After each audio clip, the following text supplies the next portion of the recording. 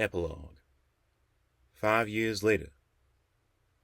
Daydreaming, leaning on his broom out in front of the big old church on Pacific Avenue, Jamal's mind drifted.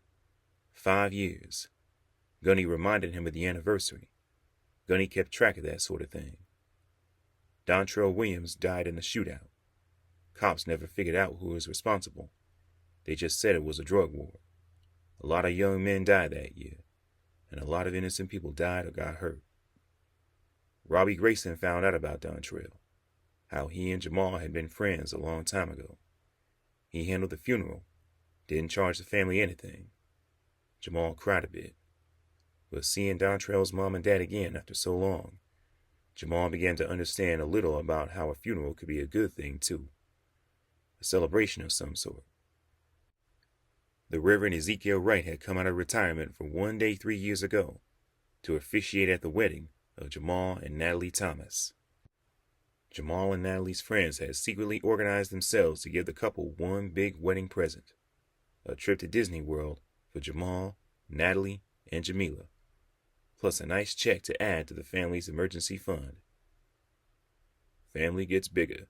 Savings gotta get bigger, Gunny said. Pay yourself first, Jamal said. Pay yourself first, Gunny said. Amen, the Rev said.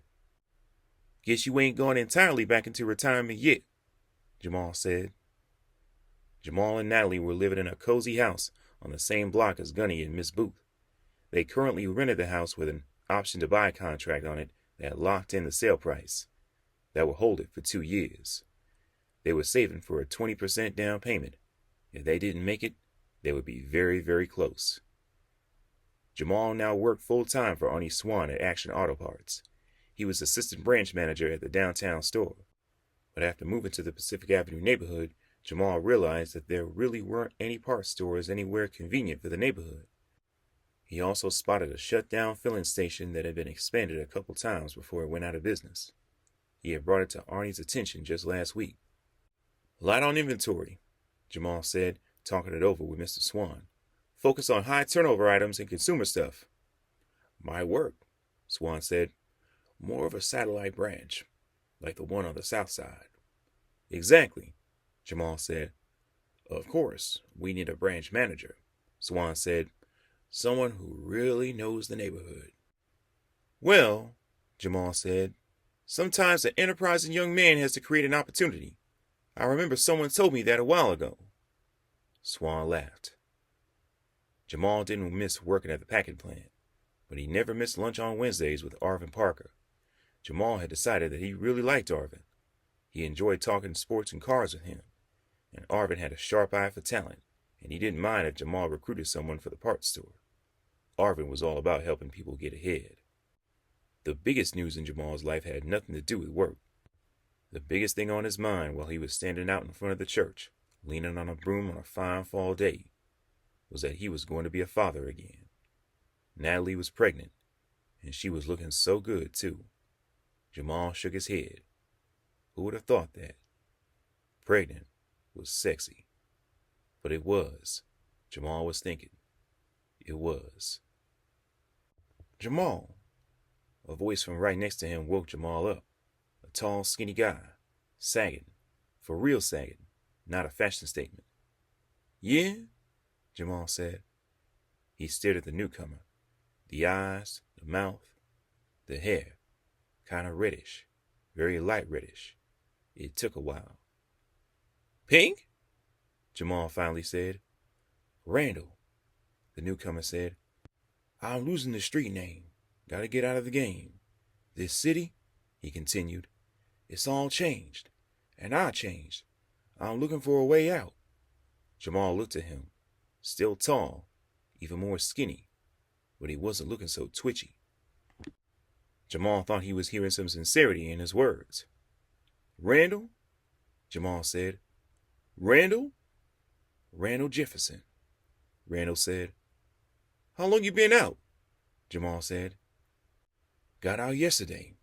It's my first full day. And you're looking for me because you made it.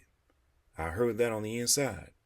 I heard you figured stuff out and you made it, and you're doing good, Randall said.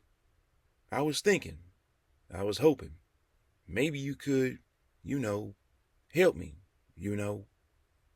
Jamal looked Randall in the eyes. He was trying to see the truth in there. He knew he couldn't. It took time. There was always a chance. Things could go one way or another. Jamal made a decision. Damn, Jamal said. I thought I was going to have this whole afternoon to myself, and now you show up dragging your sorry ass into my life again. Damn. He was smiling. Randall wasn't quite sure what Jamal was up to, but he gave a half smile back. So listen up, Jamal said. I got to find a friend of mine. Got to talk something over. Meantime, I need someone to finish up my chores out here.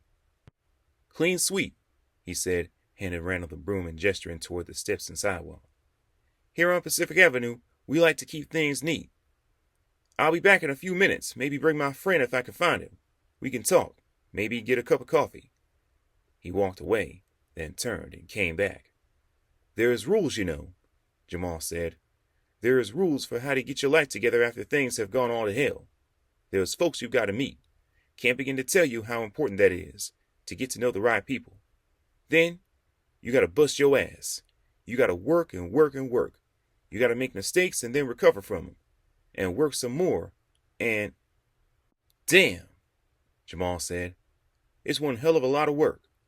You think you can handle all that? Randall looked a little stunned, but he was listening hard. Jamal thought there was a glint of determination in his eyes. Yeah, Randall said. Yeah, I think I can handle all that. You follow the rules, meet the right people, and work your butt off, and maybe, just maybe, there will come a day when I can introduce you to the man with all the secrets of success. Who's that? Randall asked. The richest man in New Babylon, Jamal said. What's his name? Randall said. When can I meet him? In a while, Jamal said. Takes time. You got to meet a lot of other people, learn the rules. Then, maybe, you get to meet him. It takes time. But first, you got some sweeping up to do. The end.